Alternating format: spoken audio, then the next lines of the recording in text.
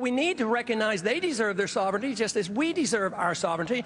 I believe if they assume more responsibility, there would be more peace there, and that there would be a lot less threat to us. And besides, we don't have any money to do this. We missed you. We'll extend this quickly.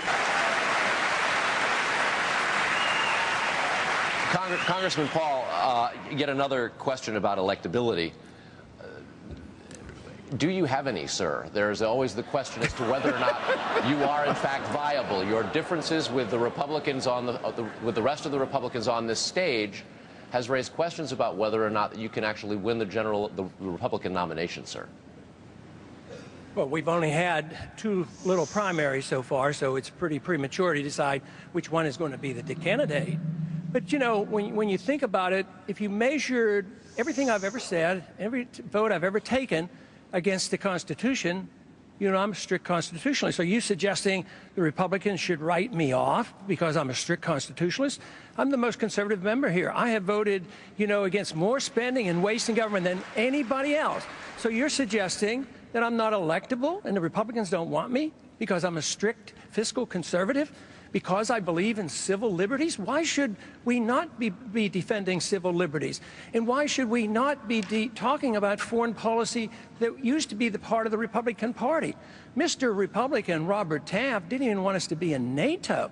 And you're saying now that we have to continue to borrow money from China to finance this empire that we can't afford? Let me see if I get this right. We need to borrow $10 billion from China, and then we give it to Musharraf, who's a military dictator who overthrew an elected government, and then we go to war, we lose all these lives promoting democracy in Iraq. I mean, what's going on here? And you're saying that this isn't appealing to Republicans? Where did this come about? I think this is a Republican message. I defend the platform. It used to say we got rid of the Department of Education. It doesn't say that. Now, we as Republicans went and doubled the size of the Department of Education. So where have we gone? I think we've lost our way. And then the insinuation that I am less Republican because of that? Congressman, thank you very much. We have to take one more break. We'll be right back. Congressman Paul, is denying a path to citizenship for people now in the country illegally important enough that Republicans are willing to concede the Hispanic vote to Democrats in November? Well, I don't know that, but I don't know if that's necessarily true, but I do think we should enforce the law. And the law says that illegals shouldn't be here and that we shouldn't have amnesty. But I think this whole thing should be thought of more in economic terms. Maybe I think about economics too much, but there is something said in economics that if you subsidize something, you get more of it. And this is what we do. We encourage it by giving free medical care and free education and the promise of amnesty. And no wonder more will come.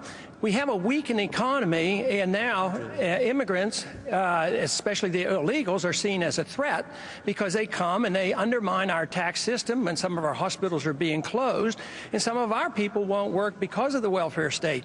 You can't solve this problem if you don't deal with the terms of welfareism.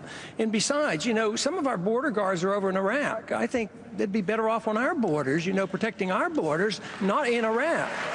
So, yes, I think we have to deal with it. If we don't do it with carefully, yeah, we're going to lose some votes on it. But quite frankly, the law is the law, and we should enforce the law.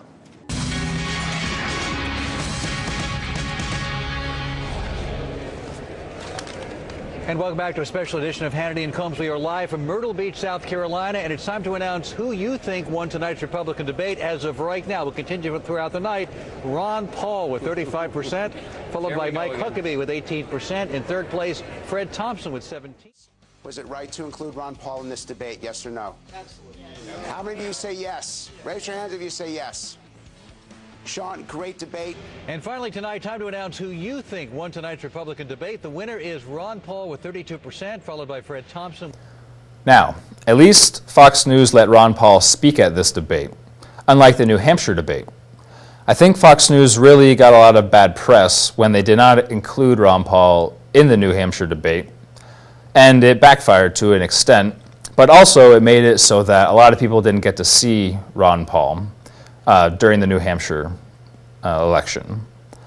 Now I would like to go to the debate that was in California. This debate was an hour and a half long. It was on CNN, but CNN only let Ron Paul speak for about 6 to 7 minutes. Now here is Ron Paul speaking at that debate. People in government today. Congressman Paul, 61% of Americans think there's a recession already.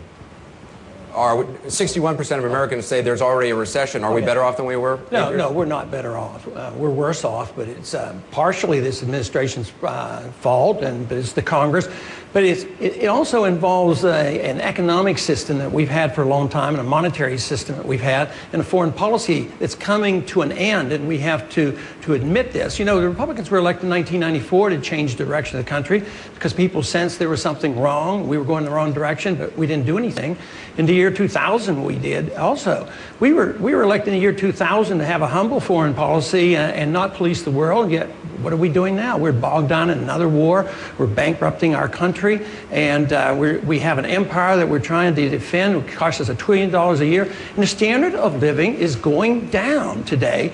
But it's going down, and the middle class is hurting because of the monetary policy. When you destroy a currency, the middle class gets wiped out. Poor countries don't even have middle classes. We used to have one, and they're on the ropes right now. But it has to do with a fiscal policy, monetary policy, and foreign policy of way too much spending. But it took a lot of years for us to get here. The people in this country have been begging for a change in direction, and they haven't had it. It's time we gave it to them. We've got a lot of solve a lot of the problems that our country faces. Do you agree with Governor Schwarzenegger on this one? Yes, I think California should do what they want, and we all recognize that.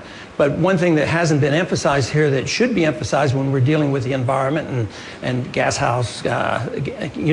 greenhouse gases is property rights. We neglected during the Industrial Revolution property rights, and governments and big corporations got together and colluded, and that's what has to be reversed. You have to emphasize the property rights. But I would like to take 1 minute, since I didn't get a chance to answer this discussion on conservative versus liberal. We're going to have, I promise you, you're going to have another opportunity to do that.